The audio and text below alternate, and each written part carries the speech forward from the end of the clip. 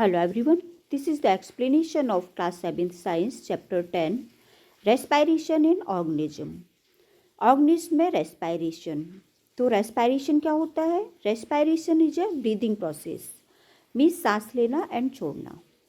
तो first question है, a film of moisture और appears on the surface of the mirror when we, means mirror की surface पर एक मॉइस्चर की लेयर बन जाती है.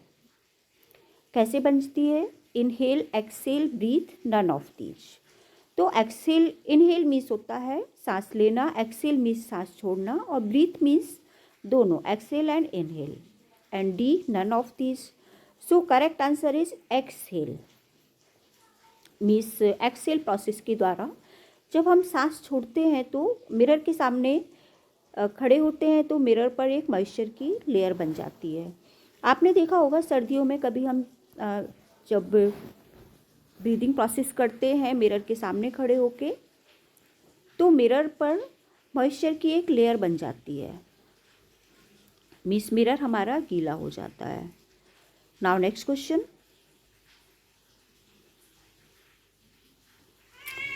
The vital biological process of organism is. Organism में वाइटल बायोलॉजिकल प्रोसेस कौन सी है? अब वाइटल बायोलॉजिकल प्रोसेस क्या होती है? ये वो प्रोसेस है जिसमें ऑर्गेनिज्म अपनी लाइफ प्रोसेस को कंप्लीट करते हैं, मीन्स जीवित रहने के लिए जो जिस प्रोसेस की आवश्यकता होती है उसे वाइटल बायोलॉजिकल प्रोसेस कहते हैं. तो first inspiration, second respiration, third transpiration and fourth evaporation. तो फर्स्ट जैसा है इंस्पायरेशन, तो इंस्पायर मीन्स क्या होता है? किसी को इंस्पायर करना, प्रेरित करना. So it is not correct answer. And respiration, respiration means जैसे अभी हमने बताया, रेस्पायरेशन मीन्स होता है ब्रीदिंग प्रोसेस, मीन्स इनहेल और एक्सेल. एंड थर्ड ट्रांसपायरेशन, तो ट्रांसपायरेशन मीन्स क्या होता है? जब प्लांट लीव्स वाटर को पास आउट करती है तो उसको हम ट्रांसपायरेशन कहते हैं. एंड एवेपोरेशन, एवेपोरेशन प्रोसेस में वाटर वेपर में चेंज हो जाता है. ओके, तो correct answer is respiration. Okay, respiration वो प्रोसेस है जो हमें लाइफ के लिए आवश्यक होती है. So correct answer is respiration. Now third question, the mountaineers carry oxygen with them because. Mountaineers अपने साथ ऑक्सीजन ले जाते हैं, क्यों? At an altitude of more than 5 kilometer, there is no air. क्योंकि 5 किलोमीटर के ऊपर कोई एयर नहीं होती, इसलिए. Second, the amount of air available to a person, एक पर्सन के लिए जो एयर का अमाउंट होता है इज़ लेस देन, वो लेस होता है than that available on the ground, जो ग्राउंड पर रहता है. And third, the temperature of air is higher than that on the ground, means जो ग्राउंड पर टेम्परेचर रहता है उससे ऊपर का टेम्परेचर हायर रहता है. And fourth, the pressure of air is higher than that on the ground, वहाँ पर एयर का प्रेशर ज़्यादा होता है माउंटेन्स पर. So correct answer is B number. The amount of air available to a person is less than that available on the ground, means जो ground पर air का अमाउंट रहता है उससे माउंटेन पर जाते जाते एयर का परसेंटेज डाउन होने लगता है.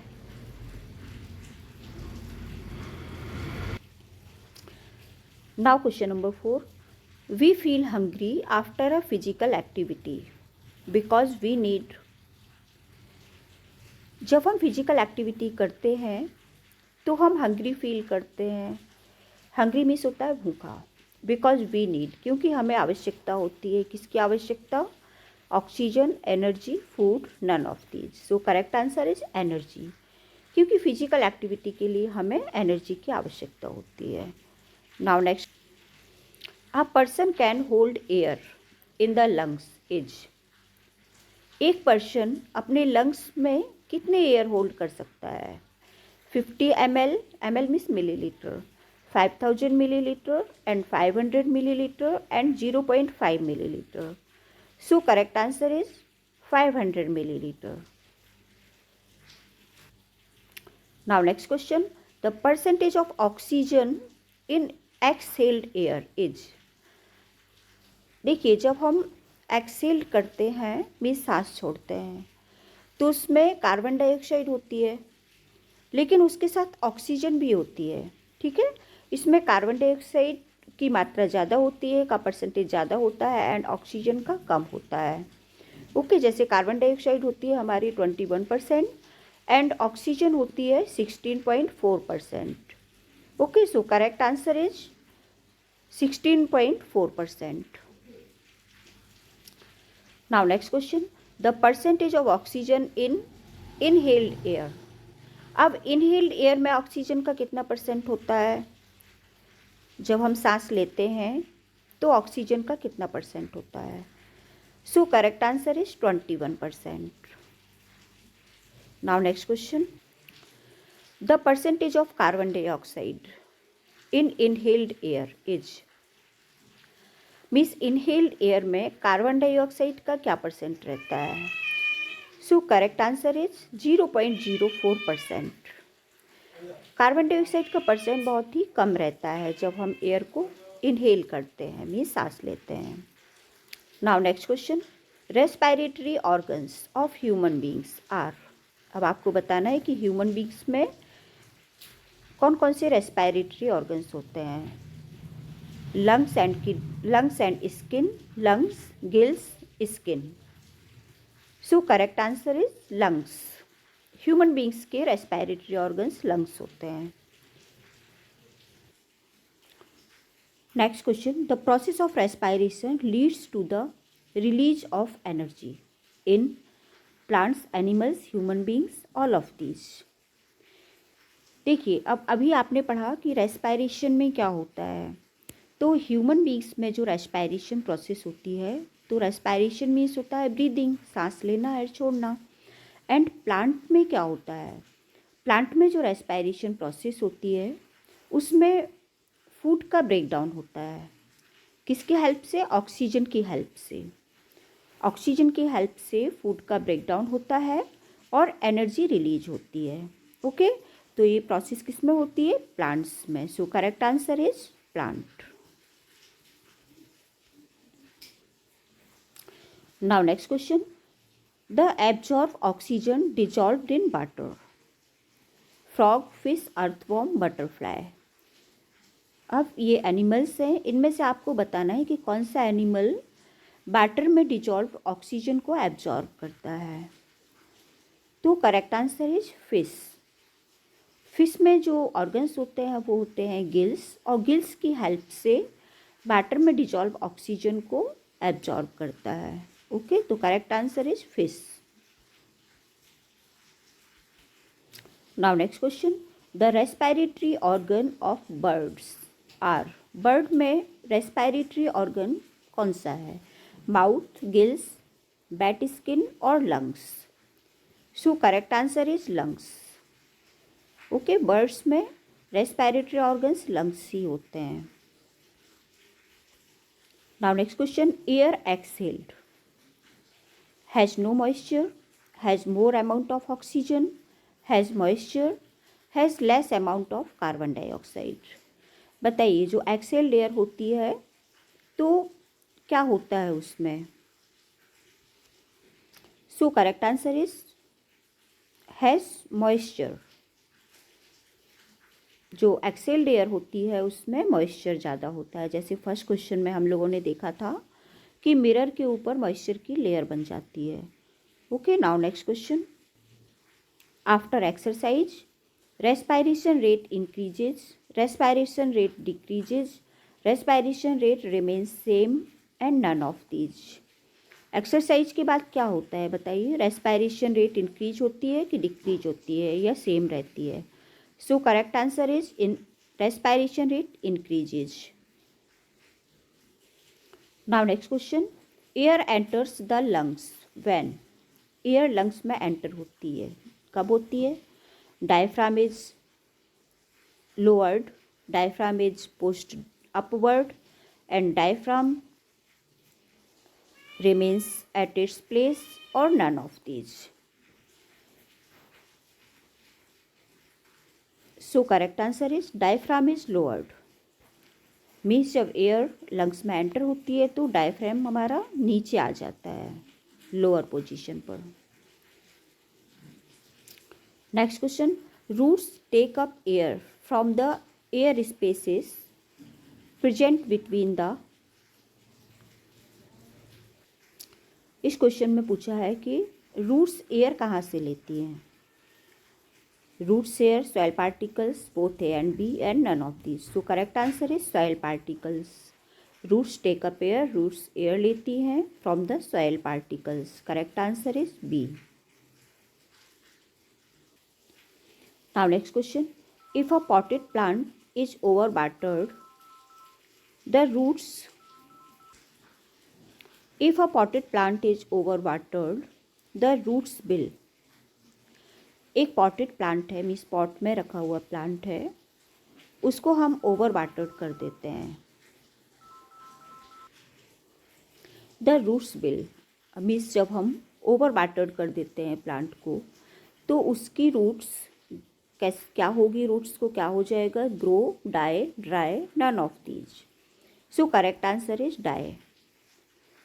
उसकी रूट्स डाई हो जाएंगी। ओके, कभी भी हमें प्लांट्स में ओवर वाटर नहीं करना चाहिए, मीन्स ज़्यादा वाटर प्लांट में नहीं डालना चाहिए, नहीं तो उसकी रूट डाई हो जाती है।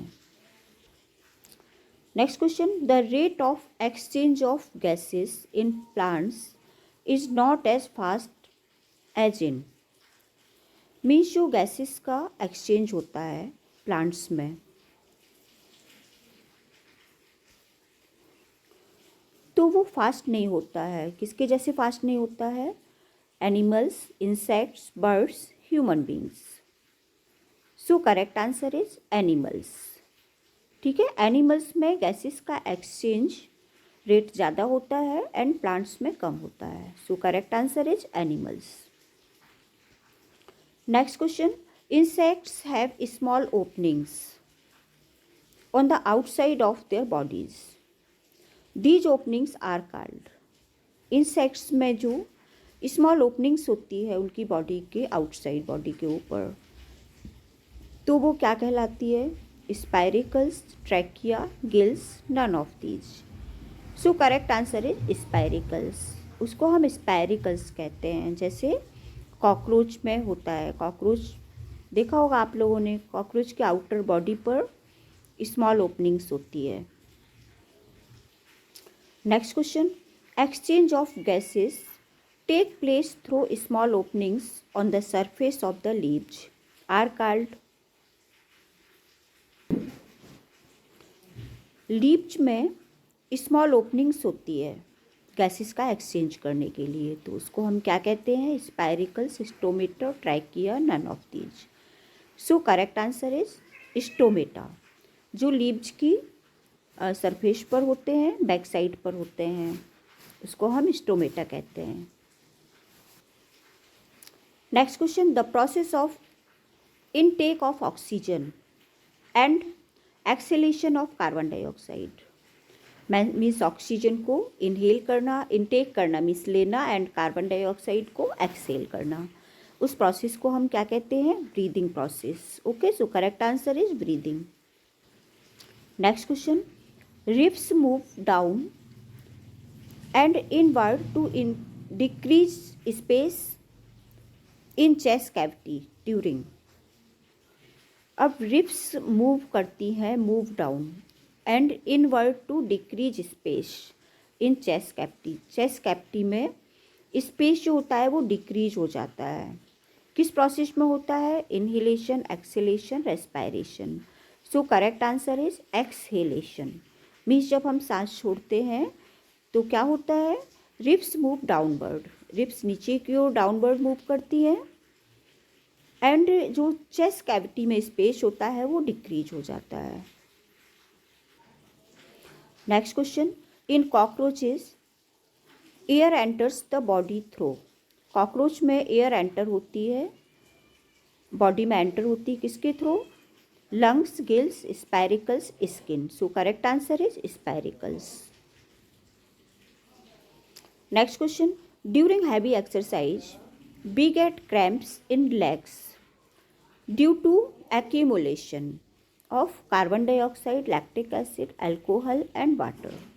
मीन्स जब कभी हम हैवी एक्सरसाइज कर लेते हैं तो we get cramps in leg में हमारे क्रैम्प्स आ जाते हैं, मीन्स दर्द होने लगता है बहुत और अकड़न हो जाती है लेग में। तो किसके कारण होता है, किसके एक्यूमुलेशन के कारण, लैक्टिक एसिड के कारण हो जाता है। So correct answer is lactic acid. Next question, normal range of breathing rate per minute in an average adult person at rest is 9 to 12, 15 to 18, 21 to 24, 30 to 33. So correct answer is 15 to 18. Means इस question में क्या पूछा है, breathing rate per minute, means जो हम breathe करते हैं, सांस लेते हैं, वो पर मिनट एक एडल्ट पर्सन में कितनी होती है जब वो रेस्ट करता है। So correct answer is 15 to 18। Next question, during acceleration the ribs, जब हम एक्सेलेशन करते हैं मीन्स सांस छोड़ते हैं तो रिब्स कैसे हो जाती हमारी, move outwards, move downwards, move upwards and do not move at all. So correct answer move downwards, ribs हमारी डाउनवर्ड्स मूव रहती हैं, मूव हो जाती हैं एक्सेलेशन के टाइम पर। ड्यूरिंग इनहेलेशन द रिब्स, अब इनहेलेशन के टाइम पर रिब्स कैसे रहती हैं, move up outwards, move downwards, move upward and do not move at all. So correct answer is move upward. Inhalation के टाइम पर डाउनवर्ड मूव रहती हैं हमारी ribs. Now next question, if a potted plant is over watered, अगर एक potted plant है, means pot में लगा हुआ प्लांट है, उसको हम ओवर वाटर्ड कर देते हैं, मीन्स बहुत ज़्यादा वाटर डाल देते हैं, तो द रूट्स विल, रूट्स क्या होगा, रूट्स को grow, die, dry and none of these. So correct answer is die, roots उसकी डाई हो जाएंगी। Now next question, the rate of exchange of gases in plants is not as fast as in, plant में जो gases का exchange rate होती है वो fast नहीं होती, किसके कंपैरिजन में, animals, insects, birds, human beings. So correct answer is animals, means animals में गैसेस का एक्सचेंज रेट ज़्यादा होती है एंड प्लांट्स में कम होती है। So correct answer is animals. Next question, insects have small openings on the outside of their body, means insects में इन जो ओपनिंग होती है, स्मॉल ओपनिंग्स होती हैं बॉडी के आउटसाइड पर, दीज ओपनिंग्स आर कॉल्ड, इन ओपनिंग्स को हम कहते हैं spiracles, trachea, gills, none of these. So correct answer is spiracles, means insects में जो स्मॉल ओपनिंग्स होती हैं जैसे कॉकरोच में होती है उनको हम स्पाइरिकल्स कहते हैं। Next question, exchange of gases take place through small openings on the surface of the leaves are called, means leaves की सरफेस पर स्मॉल ओपनिंग्स होती है गैसेस के एक्सचेंज के लिए, उसको हम क्या कहते हैं, spiracles, stomata, trachea, none of these, उसको हम कहते हैं stomata. So correct answer is stomata. Next question, the process of intake of oxygen and exhalation of carbon dioxide is, वो प्रोसेस जिसमें ऑक्सीजन को इनटेक करते हैं, लेते हैं, एंड कार्बन डाइऑक्साइड को एक्सेल करते हैं, क्या कहते हैं, breathing rate, breathing, respiration, none of these. So correct process is breathing, इसको हम ब्रीदिंग कहते हैं। Next question, ribs move down, means ribs नीचे की ओर मूव करती है, and inward to decrease space in chest cavity during, इसमें आपको उस प्रोसेस का नाम बताना है जिसमें रिब्स डाउनवर्ड मूव करती है एंड चेस्ट कैविटी में स्पेस डिक्रीज हो जाता है। तो कौन सी प्रोसेस है वो, इनहेलेशन, एक्सेलेशन, रेस्पायरेशन और transpiration. So correct answer is acceleration. Means जब हम सांस छोड़ते हैं, एक्सेल करते हैं, तो रिब्स डाउनवर्ड मूव हो जाती हैं एंड चेस्ट कैविटी में स्पेस डिक्रीज हो जाता है। Next question, in cockroaches air enters the body through. Cockroach में बॉडी के थ्रू एयर एंटर होती है। Lungs, gills, spiracles, skin. तो आपको वो पार्ट बताना है कि किसके थ्रू एयर एंटर होती है बॉडी में। So correct answer is spiracles. Next question, during heavy exercise we get cramps in legs due to accumulation of carbon dioxide, lactic acid, alcohol and water।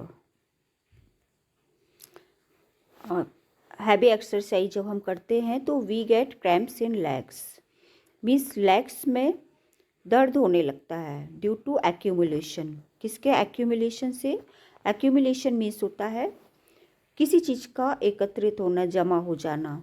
Carbon dioxide, lactic acid, alcohol और water. So correct answer is lactic acid. Means lactic acid के accumulation से legs में cramps हो जाता है।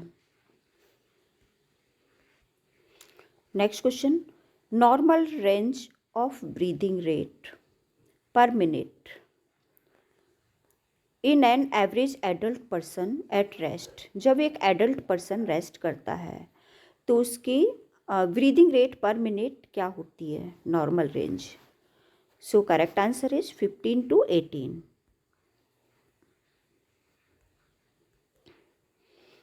Next question, during acceleration the ribs. Acceleration के time पर ribs कैसे हो जाती हैं? Move outwards, move downwards, move upward and do not move at all. So correct answer is move downwards. Means ribs downward move करती हैं acceleration के time पर। During inhalation the ribs. अब इनहेलेशन के टाइम पर रिब्स कैसे हो जाती हैं? Move outwards, move downwards and move upwards and do not move at all. So correct answer is move upward. Means inhalation के समय रिब्स हमारी अपवर्ड मूव करती हैं एंड एक्सेलेशन के समय downward. Next question, in fish air enters the body through. Fish में air कैसे enter होती है? Lungs, gills, spiracles, skin.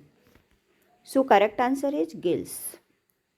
Fish में गिल्स होते हैं जिसके थ्रू एयर एंटर होती है। Now next question, earthworm respires through. Earthworm respire करता है lungs, gills, spiracles, skin. So correct answer is skin. Earthworm skin से रेस्पायर करता है। रेस्पायरेशन प्रोसेस उसमें स्किन के थ्रू होती है। Next question, the energy giving process is. इनमें से कौन सी प्रोसेस एनर्जी गिविंग है? Respiration, transpiration, evaporation, none of these. So correct answer is respiration. जैसा कि अभी हमने बताया था कि रेस्पायरेशन प्रोसेस में फूड ब्रेक डाउन होता है और एनर्जी रिलीज होती है। Next question, which disease is linked to smoking? Malaria, cholera, typhoid and lung cancer. Means smoking disease, मतलब कौन सी डिसीज लिंक है स्मोकिंग से? So correct answer is lung cancer. Smoking से लंग कैंसर हो जाता है। Next question, the air tubes present in insects are. Insects में air tubes present होती हैं। Spiracles, trachea, gills, none of these. So correct answer is trachea. Air tubes को हम trachea कहते हैं। The reason of cramps in legs is. Leg में cramp का reason क्या है? Acetic acid, hydrochloric acid, lactic acid, trachea. So correct answer is lactic acid. ये भी हमने आपको पहले भी क्वेश्चन में बताया था। In mammals the respiratory organ is. Mammals में रेस्पायरेटरी ऑर्गन है gills, spiracles, trachea, lungs. So correct answer is lungs. Next question. Which one of the following is an anaerobic organism? Yeast, crow and dog. So correct answer is yeast. yeast एक anaerobic organism है. The percentage of carbon dioxide in exhaled air. Excelled air में carbon dioxide का percentage 4.4%. Okay, जब हम air Excel करते हैं तो उसमें कार्बन डाइऑक्साइड का परसेंटेज होता है 4.4. The size of chest cavity increases during. Chest cavity का साइज इंक्रीज होता है, मीन्स बड़ा होता है रेस्पायरेशन में, इनहेलेशन में, ट्रांसपायरेशन में और none of these. Correct answer is inhalation. Inhalation process में चेस्ट कैविटी इंक्रीज होती है. Frogs breathe through their skin as well as, means frog skin से भी ब्रीथ करते हैं और किससे करते हैं? Gills, lungs, chest, none of these. So correct answer is lungs. मतलब वो लंग्स से और स्किन से दोनों से ब्रीथ करते हैं frog. The end products of anaerobic respiration. Anaerobic respiration का एंड प्रोडक्ट कौन सा है? Ethyl alcohol, carbon dioxide, both A and B, none of these. Correct answer is both A and B. Means ethyl alcohol भी बनता है anaerobic respiration में और carbon dioxide भी. The end product of an aerobic respiration. अब aerobic respiration के end product क्या है? Carbon dioxide, water and energy, both A and B, none of these. So correct answer is both A and B. Means carbon dioxide, water and energy. These organisms survive in absence of air are known as, means air की absence में कौन से organism survive करते हैं? Aerobic, anaerobic, earthworm, none of these. Correct answer is anaerobic. Anaerobic organism survive in absence of air. Respiration taking place in cells is breathing, cellular respiration, transpiration, evaporation. So correct answer is cellular respiration. ठीक है, एक cell में जो process होती है respiration की तो उसको हम सेलुलर रेस्पायरेशन कहते हैं. The muscles of legs can B relieved by. Legs की जो मसल्स होती हैं उनमें हम रिलीव कर सकते. कैसे? मसाजिंग, रनिंग, एक्सरसाइजिंग और स्लीपिंग. तो correct answer is massaging. The muscles of legs can be relieve by massaging. Means जो लेग्स की मसल्स होती है उसमें हम मसाज करके उसमें रिलीफ पा सकते हैं. A large muscular seat forming the floor of chest cavity is. एक लार्ज मस्कुलर सीट को क्या कहते हैं? जो फॉर्म होती है the floor of the chest cavity से. रिब्स, ट्रैकिया, स्टोमेटा या diaphragm. So correct answer is diaphragm. Diaphragm is a large muscular seat forming the floor of the chest cavity. The size of the chest cavity decreases during. Means chest cavity का size decrease होता है, कम होता है. कब? Inhalation, breathing, acceleration, respiration. So correct answer is acceleration. The size of chest cavity decreases during acceleration. So students, your exercise complete. So learn and write in your rough copy. That's all students. Thank you.